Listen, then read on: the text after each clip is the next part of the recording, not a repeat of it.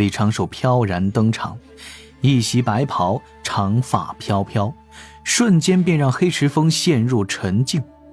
他此时显露了道韵，乃扎扎实实的天仙境后期，自身的气度实属非凡，便是用淡定从容、潇洒飘逸这些词眼也难以概述万一。大表姐身旁的南仙突然就站起身来，挡住了前者的视线。灵娥的这位表姐立刻回过神来，暗道自己怎得失了分寸，连忙抚平道心，也站起身来准备迎接。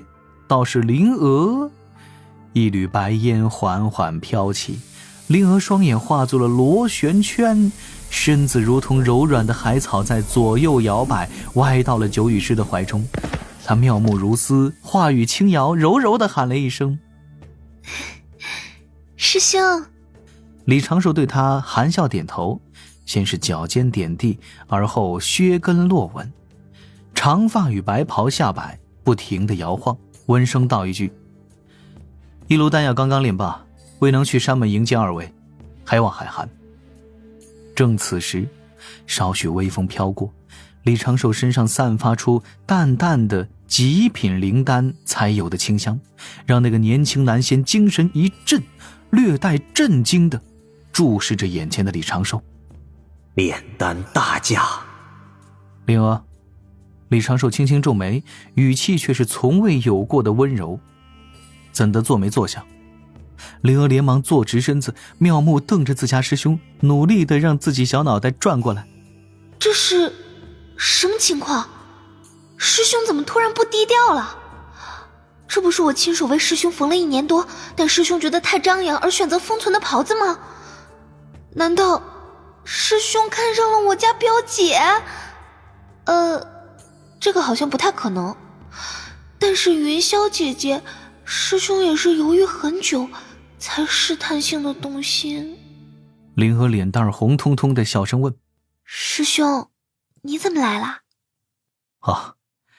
好不容易有你家中亲人前来探访，我便是再忙碌也要挤时间过来看看。我去搬个蒲团。李长寿连忙阻拦，继续温声：师叔且坐好，我们2个小辈在这儿，岂能让您做这些粗活？言罢，李长寿淡定地划了一下大拇指上的玉扳指，一抹流光闪过，一只蒲团出现在灵娥的蒲团侧旁。那南仙和大表姐目光看来，不由一惊：后天功德灵宝级的储物法宝，还是没刻意祭炼，仿佛随手带着的后天功德灵宝。李长寿笑着拱拱手，既表达了客气，也不出声寒暄，径直坐了下来。他的目光注视着灵娥，抬手帮灵娥扶了一下玉钗的位置。灵娥肩头下意识地耸了一下，感受到师兄的气息扑面而来，第2波蒸汽瞬间就漫过了额头。今天这到底是什么情况？2位且坐下吧。李长寿头也不抬地道了一句。大表姐和南仙下意识地道了一声谢，一同坐了下来，对视一眼，各自收敛气息。尤其是后者，算是见过一些大世面，领略过几次高手的威压。此时南仙已经是断定了，眼前这个青年道者绝非是寻常天仙。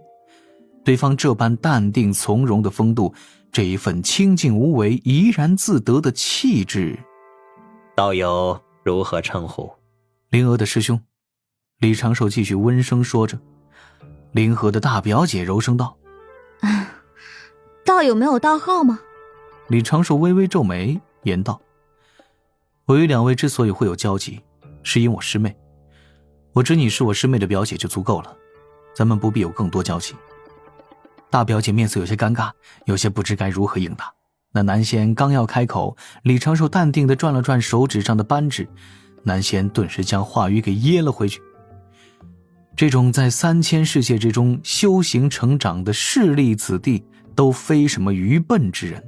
南仙含笑：道友当真洒脱，人教道成果真非凡。道友可是精善炼丹之道？一般，称不上精善。人教之中，丹道在我之上者，大有人在。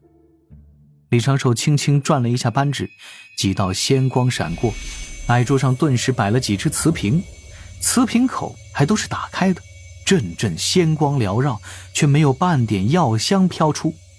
那男仙低头一看，表情有些呆。5品、6品灵丹。更离谱的是，这些灵丹都是装在几只花色不一，一看就是用神通随手捏成的玉瓶中。这就是细节了，嘿嘿嘿。李长寿淡然道：“两位大老远前来看望我师妹，这些不成器的丹药，算是对你们这一次前来的谢礼。”哎呦，多谢道兄。那男仙笑了笑，自己并不动手，示意大表姐把丹药给收起来。正此时，就听雷声轰鸣，矮桌与地面微微震颤。白泽搭建的宫厨之中，裹着半丈宽围裙的熊灵力抬手高举着一只大大的托盘，迈开大步奔驰而来。他也得了李长寿传声，此时毫无讳忌地释放出自身的气血，一道血气如狼烟般冲天而起，那庞大结实的半屋战躯散发出浓郁的危险气息。托盘放下，其上有一只烤灵兽，10多盘配菜。随后熊灵力抱拳对着李长寿做了一个道揖，转身奔远。两位饮酒吗？李长寿温声问。此时已不觉浑身冷汗的男仙连忙点头，面色都有些苍白了。李长寿取出2壶仙酿，开始熟络的劝酒。那男仙已是有意结交，大表姐此刻更是忘了该如何推辞，稀里糊涂的在旁同饮。这个过程当中，灵娥则是反复又反复的冒着烟儿。今天对于灵娥来说，绝对是出生到现在最开心的一日。无他，师兄的目光一直不曾离开自己的身上，温温柔柔，那般温暖，宛若冬日暖阳，似乎要把他的芳心融化。尤其是师兄与路人甲、表姐乙聊天的间隙，还会温声地问一句：“师妹，你可要吃这个？”不等灵娥拿筷子，师兄就会夹起那般菜肴送到自己嘴边，末了还会拿出一方手帕，给自己温柔地擦擦嘴角，轻声道：“都快成花猫脸了。”简直要讹亲命了。灵娥背后出现了一道粉红色的光圈，整个人迷迷糊糊，道心飘飘摇摇，仿佛成了一朵粉红色的云朵，里面都是甜甜的糖心。2个人侧旁的九羽师全程扭头看向别处，有点不忍直视。这没出息的鹅。而对坐的2位来客，男仙微微皱眉，女仙的目光有些羡慕。李长寿2不耽误，照顾师妹的同时，继续敬酒劝酒。此前暗中在酒水之中做了一点手脚，多放了一些原酿，让这2位客人很快就有了一些微醉。话题不知不觉就被李长寿带到了截教仙记名弟子之事上来。李长寿笑道：“截教万仙来朝，实乃当时大教，不知道有拜入的是哪位仙人门下？”被李长寿目光凝视，名为彩瑶的女仙连忙道：“我家老师便是骷髅山白骨洞中截教高人石矶娘娘。”道友怎么心虚了？并未，只是……彩瑶低头避开李长寿的目光，只是了好几声，却说不出个所以然来。那男仙故作洒脱，笑道：“让道兄见笑了。我家彩瑶这记名弟子，其实是走了些门道混进来的。不过确实是听石矶娘娘讲了道，也与石矶娘娘有一面之缘。”哦？李长寿挑了挑眉，正色道：“我喜好炼丹，平日里呢，也就在附镇的房间走动，并未去过3000世界，不知这里的门道。我家师祖渡恶真人于道门之中，地位也不过是与石矶娘娘相近，可否请道友详细言说一二？我保证守口如瓶。”这男仙仿佛突然找回了一点自信，笑道：“道友自是不知这些。截教算是道门3教中门人弟子最多的大教，更是天地间第1大教。因门人弟子数量繁多，且大多都会去3000世界走动，自然就会结识不少散修高手。而这些散修高手若是请截教仙讲一次道，说一次法，也不算难事。